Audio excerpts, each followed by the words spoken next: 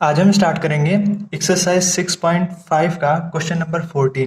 Question number 14 से पहले का जितना भी क्वेश्चन है हमने आपको करा दिया है, उसको देख लीजिएगा।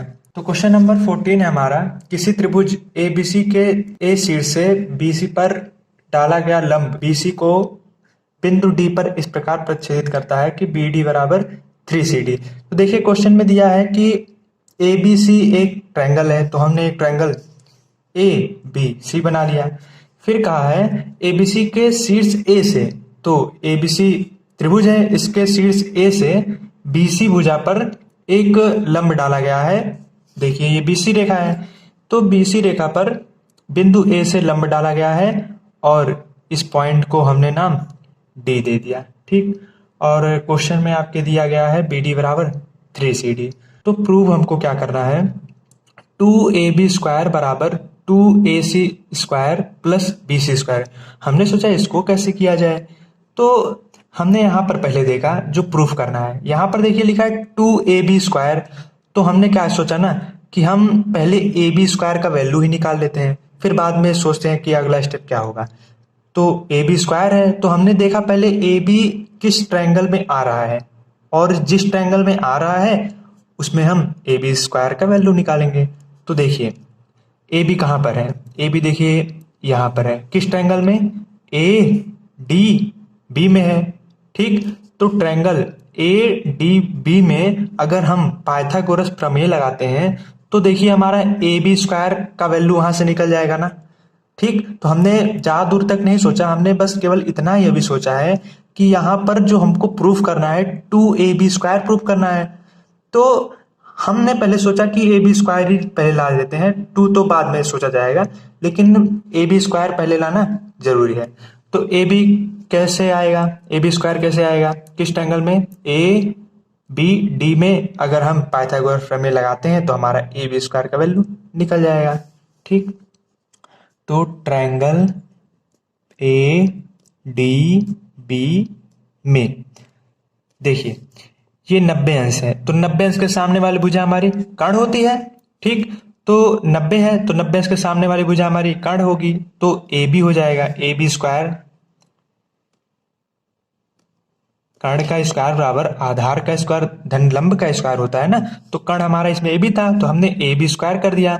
फिर आधार का स्क्वायर, आधार हमारा इसमें कितना है, डीबी है ना, बीडी है या डीबी, दोनों एक ही चीज है, चाहे बीडी कहिए चाहे बीडी कहिए या डीबी कहिए, दोनों एक ही चीज है।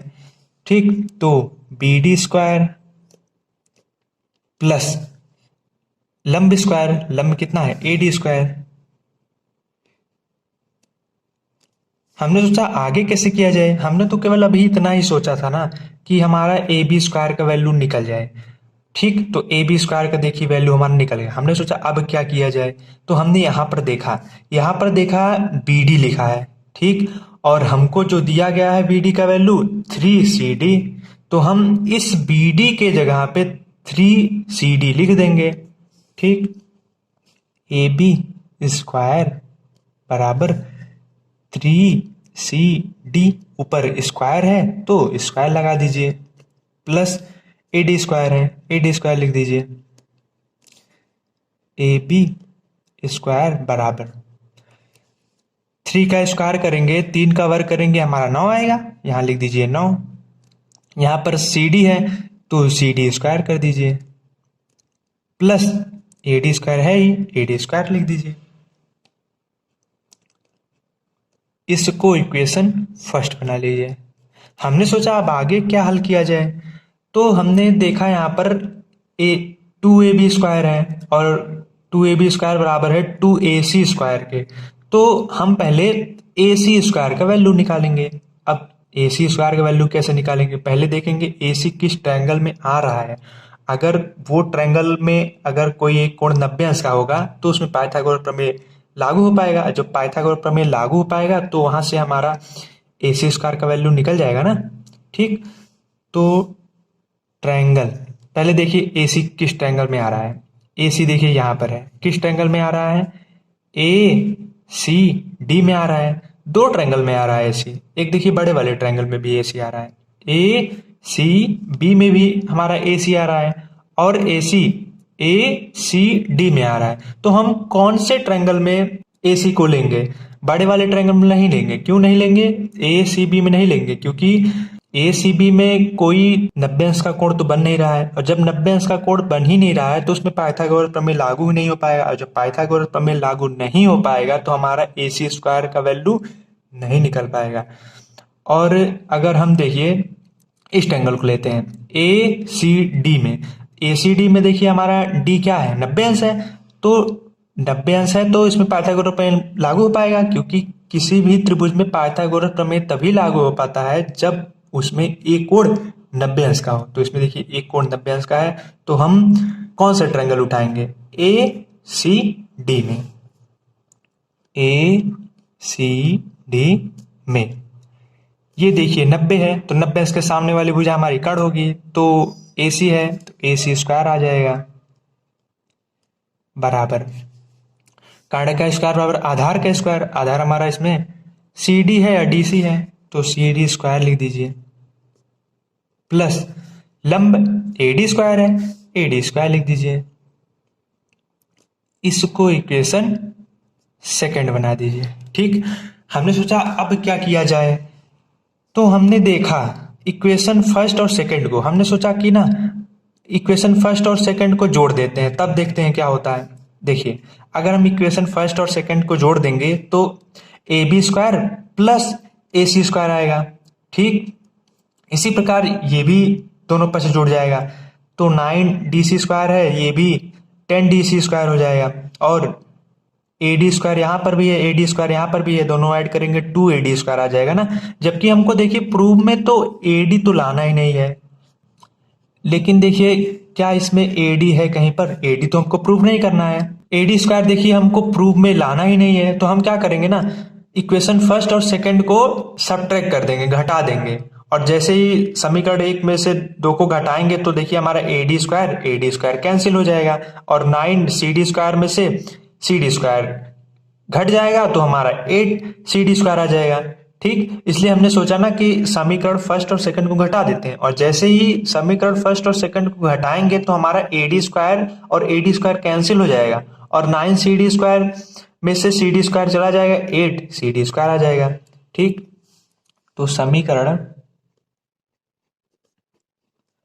फर्स्ट में से समीकरण 2 घटाने पर, ये समझ में आया हमने कैसे पता किया कि ये दोनों समीकरण घटाना है। ठीक, हम तो जोड़ भी सकते थे ना, लेकिन हमने इसको घटाया है। क्यों घटाया है इसका रीजन भी हमने आपको बता दिया। इसका रीजन ये है कि हमने देखा इक्वेशन फर्स्ट में भी ए डी स्क्वायर है और इक्वेशन सेकंड में भी ए डी स्क्वायर है, और जब समीकरण फर्स्ट और सेकंड में हम घटा देंगे तो ए डी स्क्वायर कैंसिल हो जाएगा, क्योंकि हमको ए डी स्क्वायर हमने कैंसिल क्यों किया? क्योंकि देखिए हमको प्रूफ में ए डी स्क्वायर तो लाना ही नहीं है। ठीक, इसलिए हम इक्वेशन फर्स्ट में से इक्वेशन सेकंड को घटा देंगे तो हमारा ए डी स्क्वायर कैंसिल हो जाएगा। तो समीकरण एक में से समीकरण 2 घटाएंगे तो A B square minus A C square बराबर 9 C D square plus A D square. अब इक्वेशन फर्स्ट ये है, अब इक्वेशन फर्स्ट इसे इक्वेशन सेकंड घटा दीजिए। इक्वेशन सेकंड हमारा है, यहाँ पर माइनस लगा दीजिए पहले, क्योंकि घटाया जा रहा है ना, माइनस का चिन्ह लगा दीजिए, फिर यहाँ पर लिख दीजिए C D square plus A D square. ठीक, तो A B square minus A C square बराबर 9 C D square plus A D square. यहां पर देखिए प्लस का है, यहां पर प्लस का सी डी स्क्वायर है, यहां पर माइनस है, तो प्लस माइनस माइनस होगा, यहां पर लिख दीजिए माइनस। सी डी स्क्वायर है, सी डी स्क्वायर कर दीजिए, यहां पर माइनस है, यहां पर प्लस है, तो प्लस माइनस माइनस हो जाएगा, minus A D square.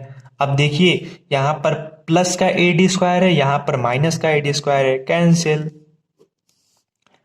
A B square minus A C square बराबर 9 सी डी स्क्वायर, और देखिए हमारा माइनस का सी डी स्क्वायर बचा है, 9 C D square minus C D square हमारा बचा ही है।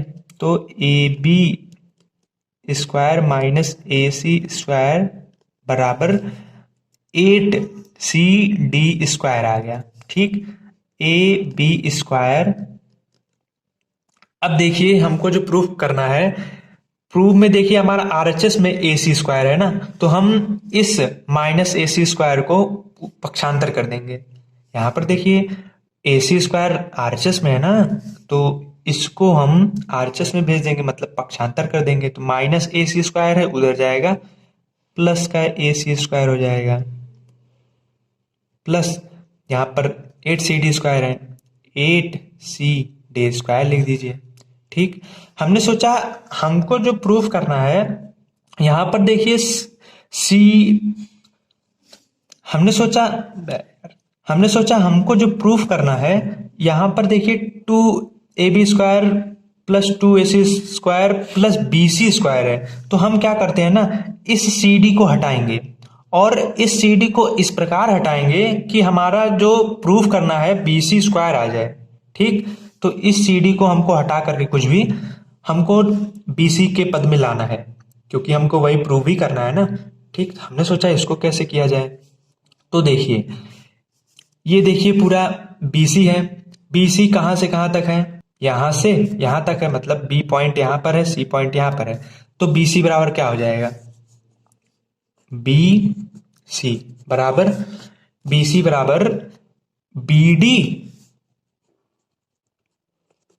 Plus CD। ये समझ रहे हैं हम ये क्यों कर रहे हैं, हमने ऐसा इसलिए किया क्योंकि हमने देखा यहाँ पर हमारा जो यहां तक तो हमारा आ गया, फिर हमने देखा यहाँ पर लास्ट में CD स्क्वायर आ रहा है, जबकि हमको जो प्रूफ करना है BC स्क्वायर आ रहा है। ठीक, तो हमने सोचा ना कि इस CD को हटाएंगे और इस CD को इस प्रकार हटाएंगे कि उसके स्थान पर BC स्क्वायर आ जाए, मतलब BC आ जाए। ठीक, तो देखिए हमने क्या किया, BC लिखा, BC देखिए यहां से यहां तक है, तो BC हमने यहां पर लिख दिया। अब BC देखिए दो भाग में बट रहा है, मतलब अगर हम BD और CD दोनों को ऐड कर देंगे, BD देखिए यहां से यहां तक है, CD यहां से यहां तक है, दोनों को ऐड कर दीजिए, जोड़ दीजिए, तो हमारा BC नहीं हो जाएगा। वही चीज हमने यहां पर लिखा है। ठीक, BC बराबर, अब देखिए यहां पर लिखा है BD, तो हम BD के जगह पे 3CD लिख सकते हैं कि नहीं, बिल्कुल लिख सकते हैं, क्योंकि क्वेश्चन में दिया गया है। तो हम इस BD के जगह पे 3CD लिखेंगे, 3CD प्लस CD है, CD लिख दीजिए। BC बराबर यहां पर 3CD है, यहां पर CD है, तो जुड़ जाएगा 4CD आ जाएगा। ठीक, देखिए हम यहां पर देखिए हम CD का वैल्यू निकाल सकते थे। यहां पर देखिए लिखा है BD बराबर 3CD, तो हम यहां से अगर 3 देखिए मल्टीप्लाई हो रहा है, उधर जाएगा डिवाइड हो जाएगा, तो CD बराबर BD अपॉन 3 आ जाएगा ना। लेकिन हमको जो प्रूफ में लाना है BC लाना है, इसलिए हमने यहां से CD का वैल्यू नहीं निकाला। हालांकि यहां से भी CD का वैल्यू निकल सकता था, लेकिन हम यहां से CD का वैल्यू नहीं निकाले, क्योंकि हमारा जो प्रूफ करना है वो प्रूफ हो ही नहीं पाएगा। ठीक, इसलिए हमने थोड़ा अलग दिमाग लगाया। हमने सोचा ना कि यहां से यहां तक BC है, तो BD और CD दोनों को जोड़ देंगे, हमारा BC आ जाएगा। ठीक, और देखिए यहां पर लिखा है BD, और BD बराबर 3CD क्वेश्चन में दिया गया है, तो वही चीज हमने यहां पर नकल कर लिया। ठीक, तो यहां पर 3CD लिख दिया, प्लस CD है, CD लिख दिया, 3CD और CD जोड़ दीजिए, 4CD आ जाएगा। ठीक, देखिए हम यहां से CD का वैल्यू निकाल रहे थे ना, तो हम यहां पर CD का वैल्यू ही निकालेंगे, तो BC बराबर CD आ जाएगा, क्योंकि देखिए यहां पर 4 मल्टीप्लाई कर रहा है, इधर आएगा डिवाइड हो जाएगा ना, तो CD बराबर क्या आ गया, BC अपॉन 4। अब देखिए CD का वैल्यू BC के पद में आ गया, देखिए CD का वैल्यू BC के पद में आ गया ना। और देखिए हमको ये प्रूव भी करना है क्वेश्चन में। ठीक, AB स्क्वायर बराबर AC स्क्वायर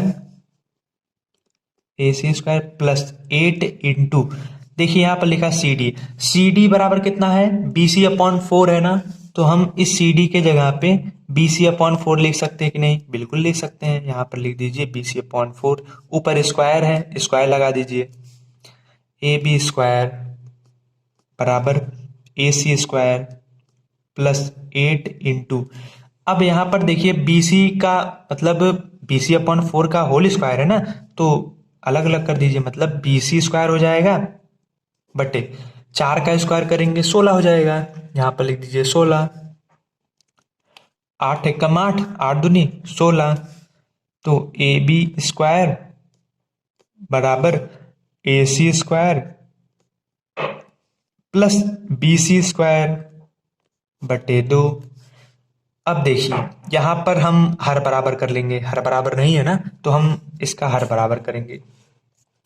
इस स्टेप को हम यहां पर कर रहे हैं, ए बी स्क्वायर बराबर 2 का गुणा 1 में करेंगे, 2 एकम 2, 2 का गुणा ए सी स्क्वायर में करेंगे तो 2 ए सी स्क्वायर प्लस 1 का गुणा बी सी स्क्वायर में करेंगे तो बी सी स्क्वायर। 2 देखिए यहां पर भाग हो रहा है ना, वहां जाए गुणा हो जाएगा, तो 2 ए बी स्क्वायर बराबर 2 A C square plus B C square. यही देखिए हमको प्रूफ करना था, प्रूफ हो गया हमारा। ओके, इसी प्रकार क्वेश्चन 14 कंप्लीट हुआ। अगर आपको जो भी स्टेप ना समझ में आया हो उसको कमेंट जरूर कर दीजिएगा, उसको हम बता देंगे। ठीक, तो इसी प्रकार क्वेश्चन 15 हमारा कंप्लीट हुआ। धन्यवाद।